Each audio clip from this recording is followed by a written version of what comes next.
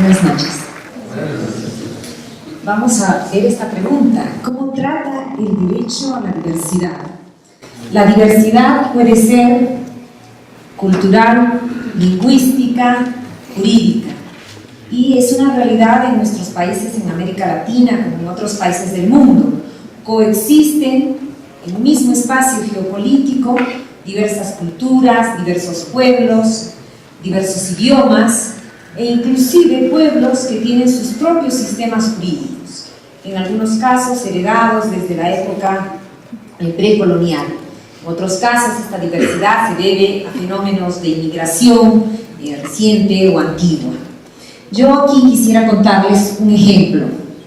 Cuando era estudiante, todavía, ya hace un tiempo, visité el norte de mi país, Cajamarca, y conocí este fenómeno de las rondas campesinas de Cajamarca. Es una forma de organización en el campo rural, y ellos se organizan para protegerse, por ejemplo en ese caso del abigeato, del robo de ganado que les acechaba. Entonces se organizaban en turnos, en grupos que se llaman de ronda, porque rondaban durante la noche, ¿no?, para protegerse de estos problemas. Pero también veían otro tipo de casos. Por ejemplo, aquí, la Jesús Ruiz, el presidente de las rondas, y aquí hay una serie de campesinos, habían dos familias en conflicto, aquí una de ellas, por una tierra. Entonces iban al lugar del conflicto a resolver ese problema. Entonces resolvían todo tipo de problemas. Por ejemplo, también casos de alimentos, de familia, ¿no? Las mujeres decían, cuando íbamos al juez, el juez nos decía, bueno, ¿quieren pedir los alimentos? ¿Dónde está la partida de nacimiento?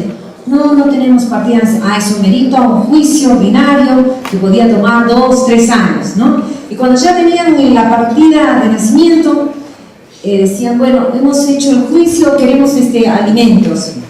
Y estas mujeres contaban, no, nos ha dicho que el hombre ha ido al juez y le ha contado al juez que no tiene cosechas, que no ha salido bien este año su cosecha, y entonces no nos ha dado nada. En cambio las rondas decían, no, todos nos conocemos, cuándo son las cosechas, vamos ahí y separamos unos sacos de papas y le entregamos a ese hijo que necesita. Entonces estas personas contaban que su sistema era más legítimo para ellos y funcionaba, tenía eficacia. Pero ¿qué pasaba? Sobre todo cuando capturaban bandas de abigeos, de ladrones, les hacían trabajar durante el día, rondar durante la noche, les obligaban a devolver todo lo que habían robado. Muchas veces los familiares, los abogados, ¿no?, de estos ladrones se iban corriendo al juez, al fiscal, a la policía, le decían, tienen a nuestro familiar secuestrado, y por lo tanto la policía, la fiscalía intervenía. ¿Y qué es lo que ocurría aquí? Al intervenir, pues ellos eran procesados por secuestro, por usurpación de funciones. ¿Y a qué se debía esto? De hecho, a mí algunos de estos ronderos me preguntaron, ¿qué es eso de usurpación de funciones? ¿Por qué nos detienen? ¿Por qué nos procesan? Y aquí yo les cuento lo que sobre todo en esa época, antes de las reformas constitucionales, decían que hay una identidad, ¿no?, entre el Estado. En el Estado solamente puede haber un sistema jurídico, solamente el Poder Judicial puede administrar justicia, tiene la exclusividad para administrar justicia. Solamente el Poder Legislativo puede dar normas y solamente el Poder Ejecutivo tiene la autoridad, puede actuar como policía, como cárcel. Entonces ninguna otra persona, ningún otro pueblo, ¿no?, puede usurpar las funciones que son privativas, exclusivas de los poderes soberanos del Estado. Entonces yo, como buen estudiante, les explicaba muy orgullosa de mis conocimientos, de lo que había aprendido en la universidad, a los ronderos, por qué los jueces los procesaban por usurpación de funciones, porque solo el Poder Judicial podía administrar justicia y no ellos. Frente a esto, yo lo que aprendí, esto aprendí en la Facultad de Derecho, y lo que aprendí en mi contacto con las rondas fue lo siguiente: ellos me decían, pero nosotros tenemos nuestra propia justicia, nosotros tenemos nuestras propias normas, y esa es para nosotros la justicia verdadera. podemos llamar el pluralismo jurídico. Desde una posición como la que me enseñaron, que era una identidad entre el Estado y Derecho, de monismo jurídico, o sea que en un Estado solo cabe un sistema jurídico, no cabían sistemas como el de las rondas, pueblos indígenas, ¿no? Otros grupos que tienen su propio sistema jurídico. En cambio, desde una perspectiva del pluralismo, para empezar, podemos entender que estos otros sistemas no son simplemente costumbres, sino que son propiamente sistemas jurídicos. Pero para eso necesitamos una epistemología crítica, de construir ese saber del monismo jurídico y de una teoría del Estado y del Derecho que respondía a la posición hegemónica, pero que no representaba la realidad. Entonces, aquí es importante en pensar entonces, ya esta es una invitación, todos los fenómenos jurídicos desde una perspectiva crítica, desde una epistemología crítica. ¿Qué otro asunto estaba detrás de esto? No solamente un asunto de diferentes saberes sobre el derecho, sino de diferentes valoraciones.